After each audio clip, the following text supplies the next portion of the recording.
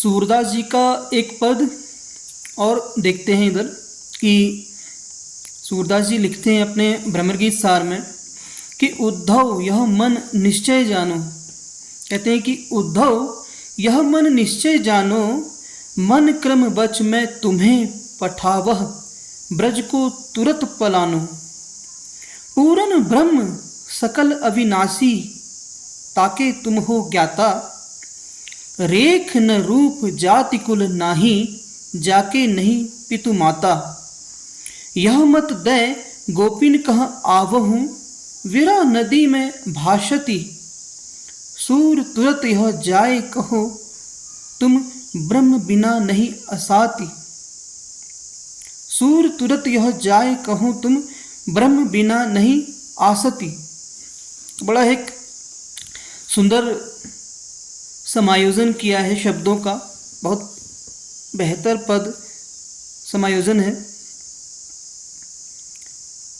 कवि सूरदास जी लिख रहे हैं कि जब कृष्ण गोपियों की दशा को आत्मसात करते हुए महसूस कर रहे होते हैं, उन्हें भी दुख होता है कि वो ब्रज को छोड़कर मथुरा आ गए हैं, क्योंकि अपने बाल सखाओं को छोड़कर जब राजपाट की दिशा में मथुरा गए थे तो बार बार उन्हें अपने सहपाठियों की, सहयात्रियों की या गोप और गोपियों की, इनकी बड़ी याद आती है। जब जब अपनी स्मृति में ये सब देखते हैं, महसूस करते हैं कि मेरे बाल सखा हैं, और यही स्थिति वहाँ गोपियों की भी है। मतलब तो उद्धव को बुलाते हैं और कहते हैं कि प्रिय उद्धव जाओ, मैं पूर्ण अपने सद्भावना से, अपने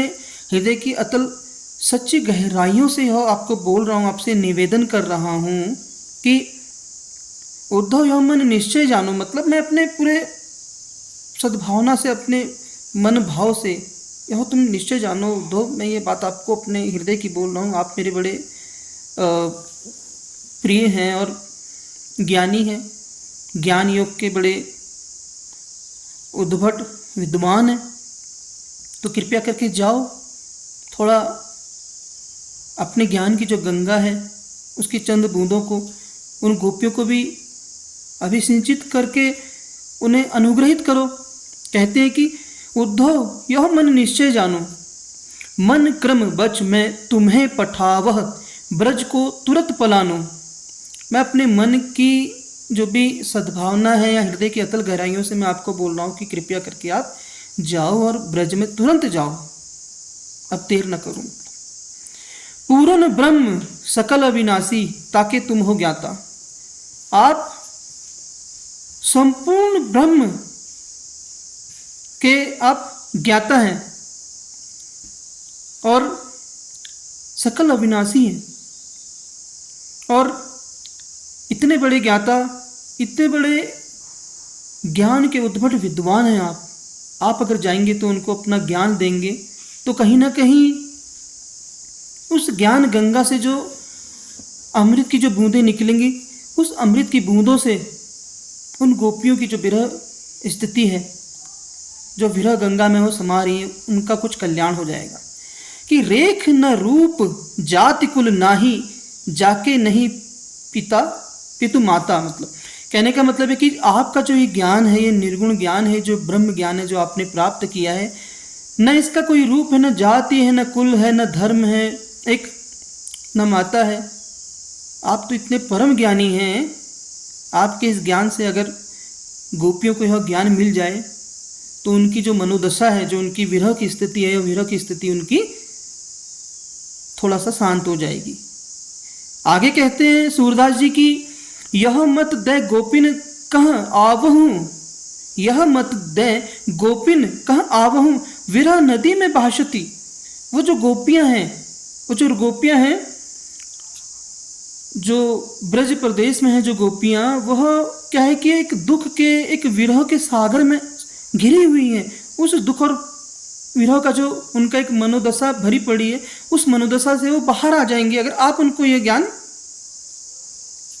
दे देंगे तो आगे यह मत दे गोपिन कह आवहूँ, यह जो आपका जो मत है, जो विचार है, जो एक ज्ञान है, इनको देके रहो, क्योंकि उनकी दशा क्या हो रही है कि विरह नदी में भाषती, वो विरह नदी में एक प्रकार से भरी पड़ी है। मतलब सूर तुरत यह जाए कहूँ, सूर तुरत यह जाए कहूँ, तुम ब्रह्म बिना नहीं आशती। मतलब सूरदास जी अपने अंतिम पंक्ति में इस पद के कह रहे हैं कि सूर तुरत यह जाए कहो, तुम ब्रह्म बिना नहीं आसती। अर्थात कि ब्रह्म के बिना, ज्ञान के बिना जीवन संभव नहीं है। ये बात जाकर आप उनको तुरंत समझाओ। ये कृष्ण बोल रहे हैं उद्धव को कि हे उद्धव, आप तुरंत देर न करो, तुरंत जितना भी होता है, जितना अतिशीघ्र होता है, आप जाइए ब्रज प्रदेश में, और ब्रज प्रदेश में जाकर तुरंत उन गोप और गोपियों को, जो मेरे बाल सखा हैं, उनकी जो भी मनोदशा है, विरह के जितने सागर में वो एक प्रकार से अपने को समाये हुए हैं, उस में बैठे हुए हैं अतल, उसको ज्ञान रूपी गंगा से उनको ज्ञान देकर उनका थोड़ा मार्गदर्शन कीजिए। तो यह सूरदास जी का बड़ा एक अनूठा पद है। एक मतलब जो हम जब भी इस चीज़ को पढ़ते हैं तो कहीं ना कहीं हमें पूरा एक ब्रज प्रदेश का, जो कृष्ण का एक जीवन है, उनकी लीला है, वो लीला एक जीवंत हो जाती है। तो यह पद में एक बार पुनः मैं इसको देखता हूँ कि उद्धव यह मन निश्चय जानो, मन क्रम वच मैं तुम्हें पठावह, ब्रज को तुरंत पलानो। पूरन ब्रह्म सकल अविनाशी, ताके तुम हो ज्ञाता, रेख न रूप जाति कुल नाही, जाके नहीं पितु माता। यह मत दय गोपिन कह आवहु, विरह नदी में भाषती, सूर तुरत यह जाय कहूँ तुम ब्रह्म बिना न नहीं असात, ब्रह्म बिना नहीं आसती।